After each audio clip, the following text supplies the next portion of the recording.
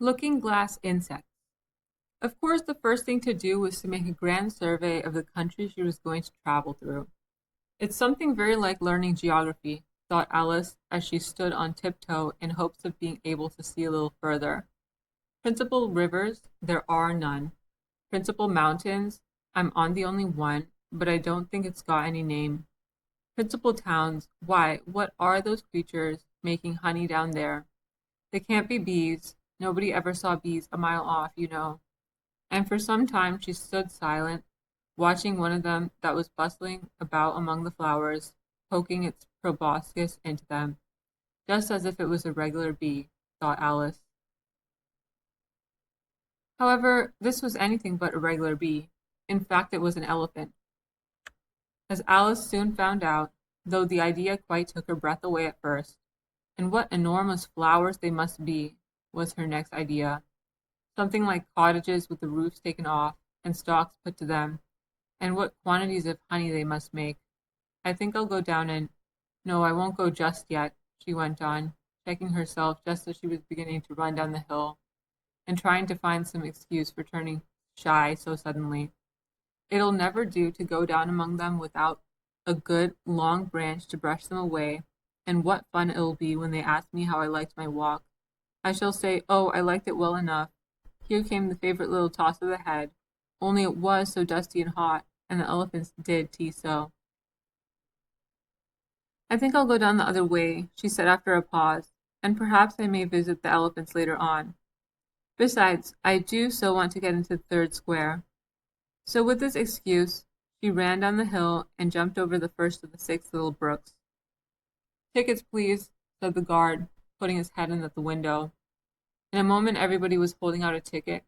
They were about the same size as the people, and quite seemed to fill the carriage. Now then, show your ticket, child, the guard went on, looking angrily at Alice. And a great many voices all said together, like the chorus of a song, thought Alice, don't keep him waiting, child.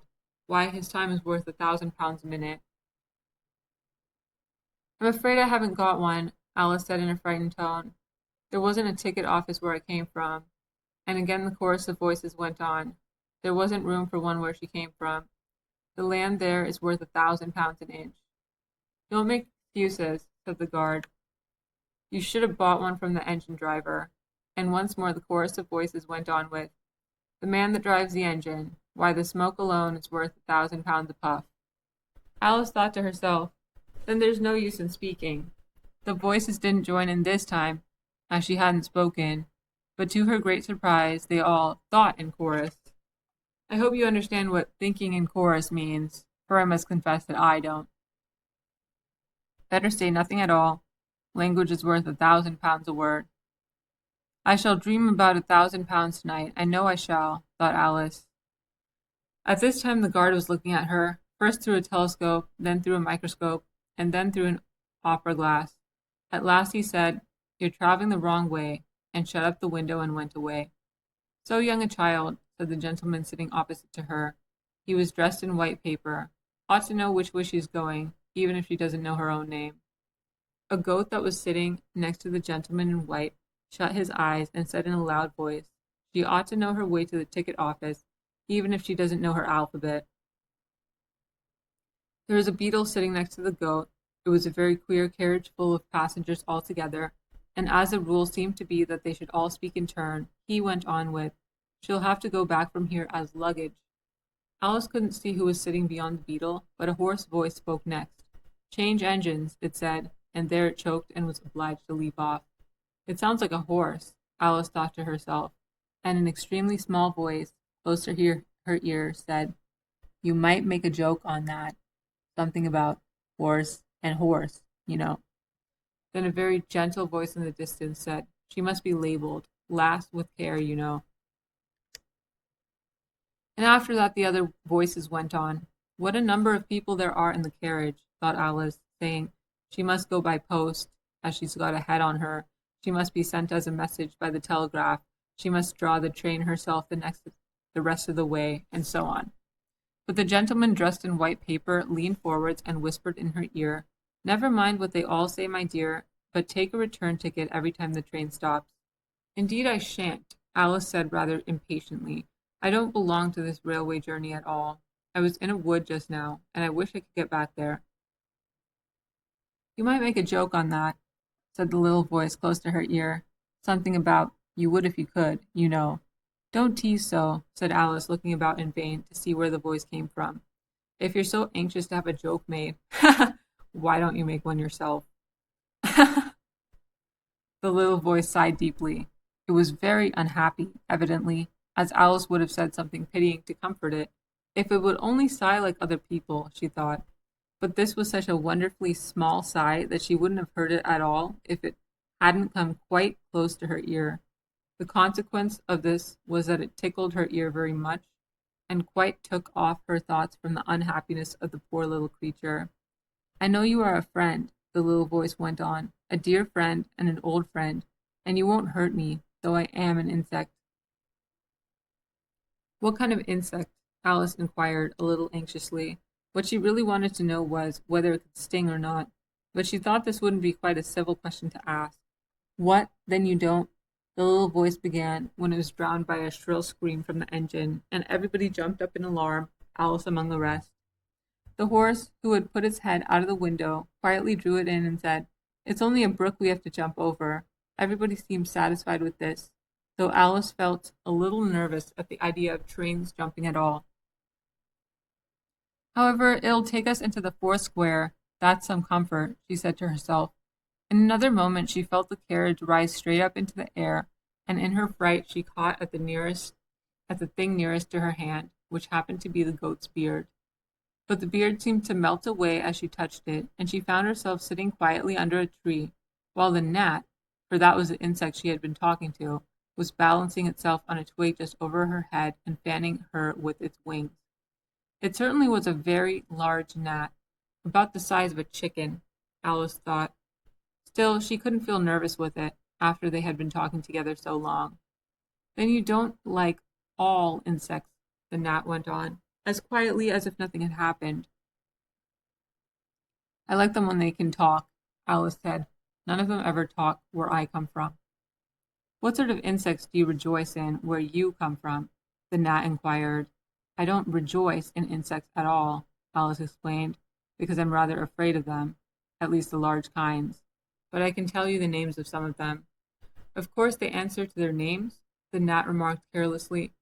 I never knew them to do it. What's the use of them having names, the gnat said, if they won't answer to them?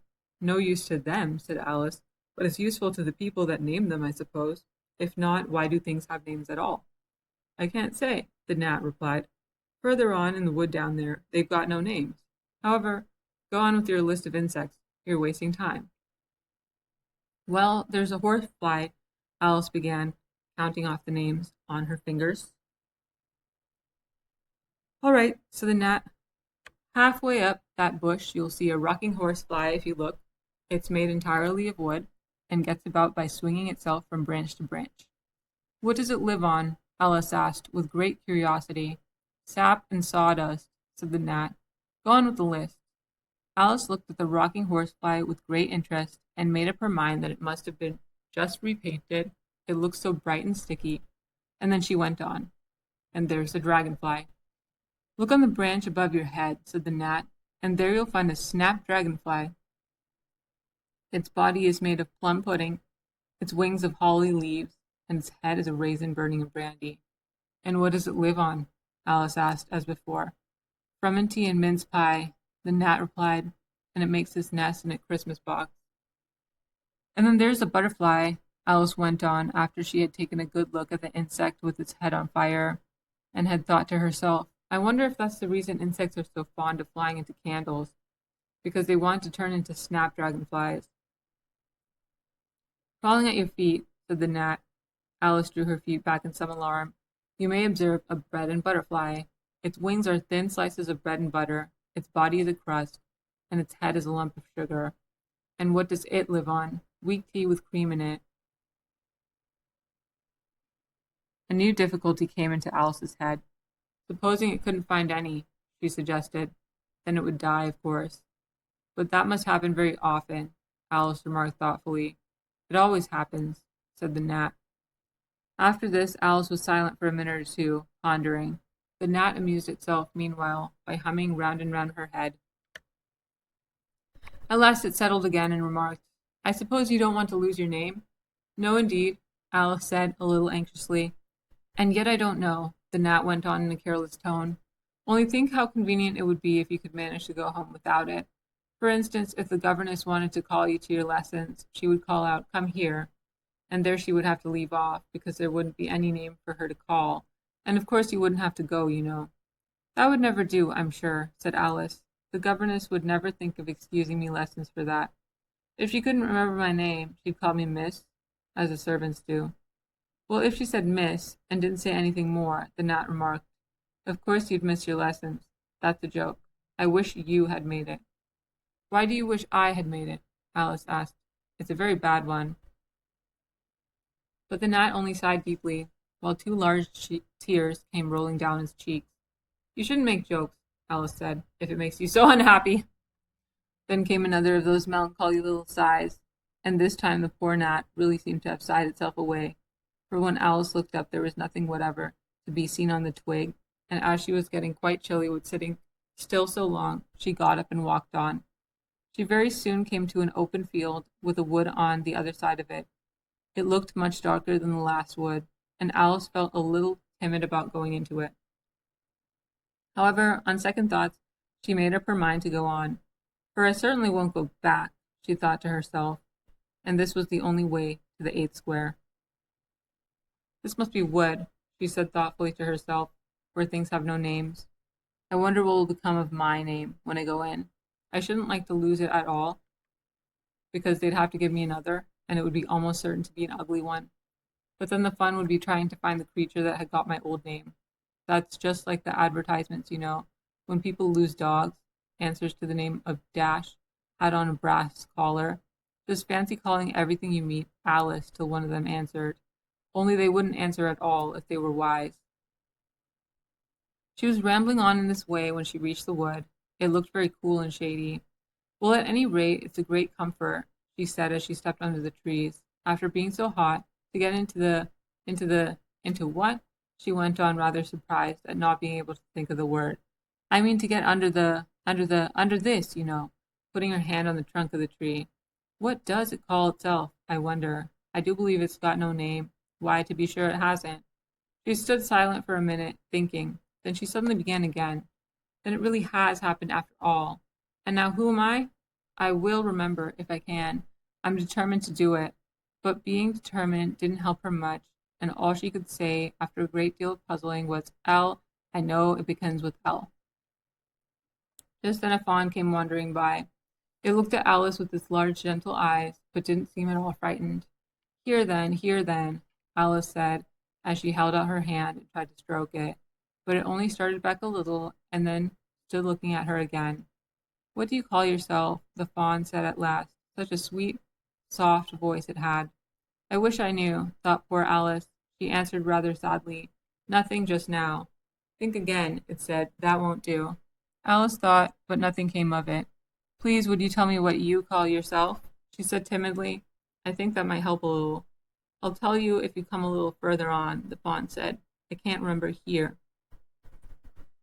So they walked on together through the wood, Alice with her arms clasped lovingly round the soft neck of the fawn, till they came out into another open field. And here the fawn gave a sudden bound into the air and shook itself free from Alice's arm. "I'm a fawn," it cried out in a voice of delight. "And dear me, you're a human child." A sudden look of alarm came into its beautiful brown eyes, and in another moment it had darted away at full speed. Alice stood looking after it, almost ready to cry with vexation at having lost her dear little fellow traveler so suddenly. "However, I know my name now," she said. "That's some comfort. Alice, Alice, I won't forget it again. And now, which of these finger posts ought I to follow, I wonder?" It was not a very difficult question to answer, as there was only one road through the wood, and the two finger posts both pointed along it. "I'll settle it," Alice said to herself, "when the road divides and they point different ways."